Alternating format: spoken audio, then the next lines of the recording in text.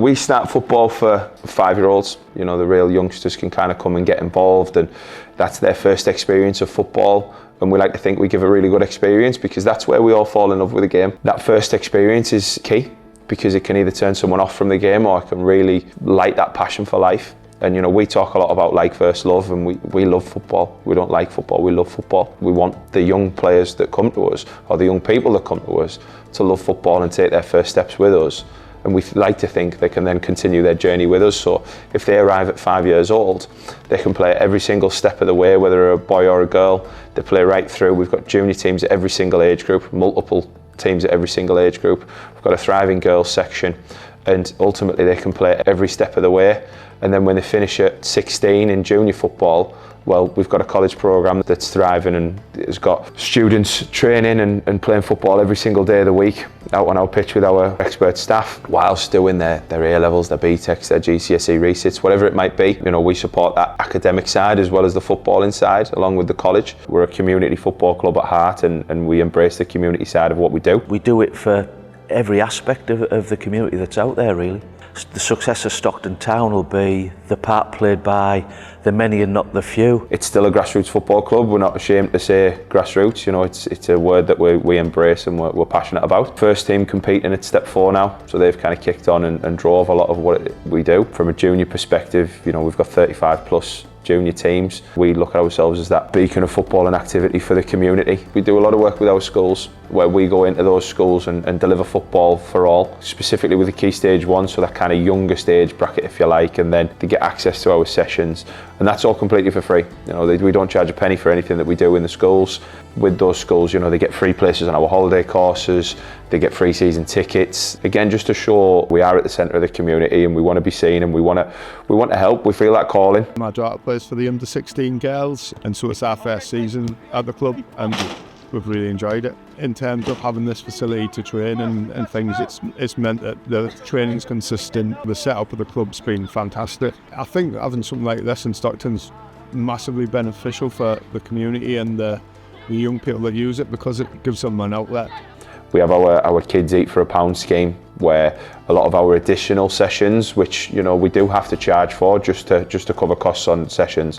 Well, what we're saying is, well, can we give a little bit back? We know kids are getting in from school and they've got a lot going on. In terms of facilities, we're really proud of what we've got and we're really proud of what we've built. And when we say first team pitch, the juniors have complete access to that as well. That's where they train during the winter. It's where a lot of their games are played. And it's rentable for like their community. Again, you know, people can rent it out to play on it. So it's not something that we kind of keep private and just keep to our first team. It's a shared facility. We've got the bar. That's a really vibrant place that's heaving. People coming in, again, a lot of our junior teams, a lot of what we call our Stockton Town family, come and engage in the facility. And then we've just built a brand new gym, which is kind of catering for all, really. It's a big part of what we do. It helps the college academy programme. You know, the college have gone in partnership with us and they have access during the day. Our college footballers have access during the day to their own kind of separate sessions. Our first team obviously get access, our women's team get access, so it allows them to kind of develop further as footballers as well, which helps us as a club. And the pictures are brilliant and all the people are really friendly, like all the staff. You know, you can walk in the clubhouse, have a laugh with all the coaches, and they do some good food in there, which is brilliant. I'd like to continue playing forever, which is probably unrealistic. But yeah, it's a proper fun thing to do, and you always like want to do more. Like, there's nothing better than going on the pitch and, you know, you've got like a whole team behind you. I play up front. Nothing better than going and scoring. It'd be nice to do that for like loads of women's teams.